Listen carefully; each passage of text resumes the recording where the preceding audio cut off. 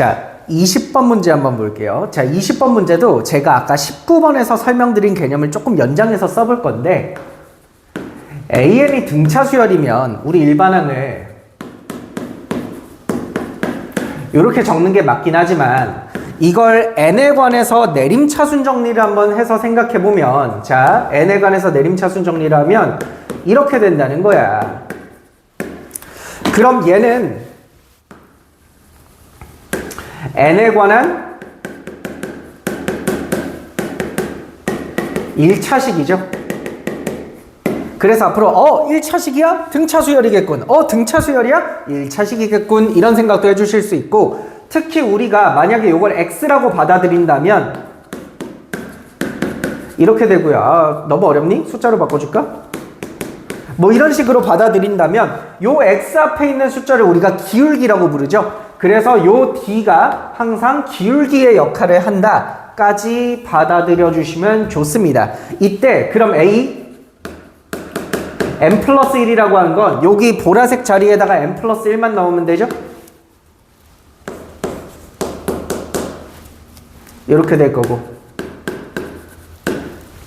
그럼 여전히 얘도 n에 관한 몇 차식이다? n에 관한 1차식이다 라는 걸 보실 수 있어요. 그러면 bn이라고 하는 게 얘네 둘을 더하는 거잖아요. 그럼 얘네 둘을 더한 것도 n에 관한 몇 차식일까요? n에 관한 1차식이라는 겁니다. 얘도 이렇게 n이 있고 n에 관한 1차식이라는 거야. 특히 얘를 더해보시면 앞에 개수가 2d가 되죠. 뒤는 뭐 나오긴 하겠지만 관심 없어요. 중요한 거 아니에요. 어쨌든 얘도 1차식이다. 그럼 bn도 등차 수열인 거죠. 다만 bn은 공차가 이제 2d가 되니까 an보다는 공차가 2배 큰 등차 수열이다 라고 보시면 돼요. 어려울 게 전혀 없어요, 여러분. 자, 봐봐.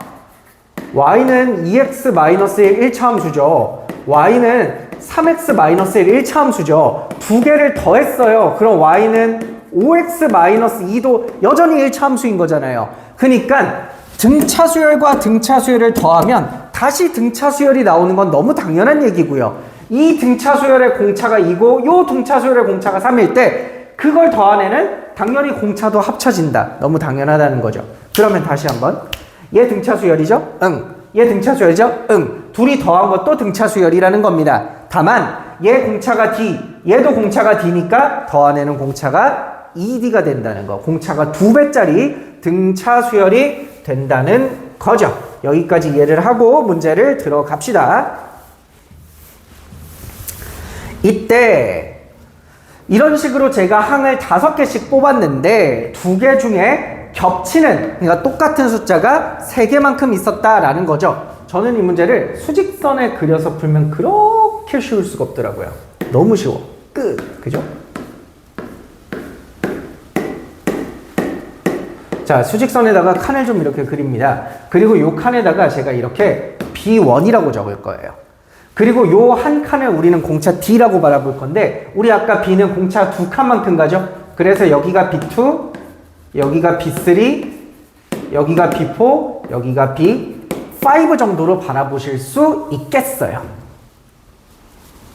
그러면 여러분 이제 A라고 하는 애들은 공차가 D이기 때문에 요 한 칸만큼 차이나게 숫자를 적어주셔야 해요. 그래서 A라는 애는 뭐 여기가 A1이라고 치면 여기가 A2, A3, A4, A5가 이런 식으로 되는 거죠. 근데 이 중에서 일치하는 숫자를 보시면 지금 A2랑 B2가 같은 곳에 적혀 있으니까 일치하죠. 그럼 얘가 일치하죠. 일치하는 숫자가 몇 개밖에 없어요?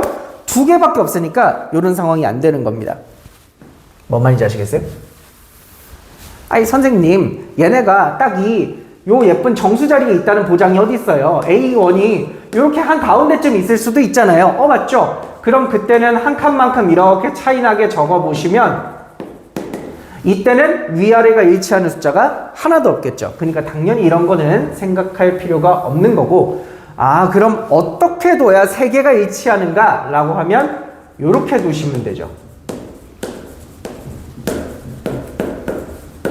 요렇게 두시면 A1과 B1이 일치하고 A3, B2가 일치하고 요렇게 총 3개가 겹치는 그림이라는 걸 보실 수가 있습니다. 그럼 상황은 크게 3가지가 있어요. 첫 번째 1번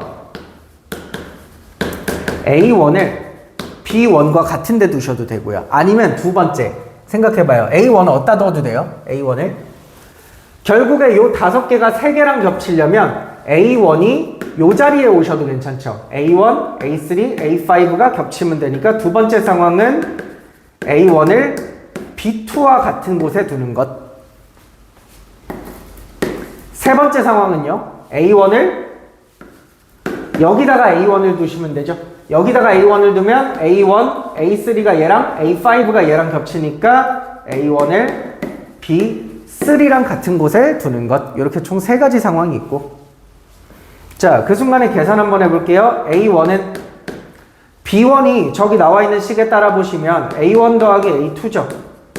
근데 요거 계산하면 A2가 0이라는 말인데 이게 문제에서 알려준 거랑 위배되죠. 모순되니까 얘는 탈락. 얘는 답이 아닌 거고 요거는 A1이 B2를 고쳐보시면 A2 더하기 A3죠. 이때 문제에서 A2는 마이너스 4라고 알려줬고요. 그럼 A3는 뭐냐면 마사에다가 공차를 하나 더한 거니까 이렇게 D가 되겠네요. 그럼 A1은 뭐죠? 마이너스 4에서 공차를 하나 빼신 거죠. 요거 계산하면 D는 2D가 4 나오니까 D가 2가 나오겠죠. 요때도 한번 볼까요? 요때는 A1이 B3는 A3 더하기 A4인데요. 그럼 얘는 마이너스 4에 마이너스 D고 얘는 마이너스 4에 플러스 D고 얘는 마이너스 4에다가 공차 2개 더한 거죠. 두 번째 항에서 공차 2개 더해서 온 거죠.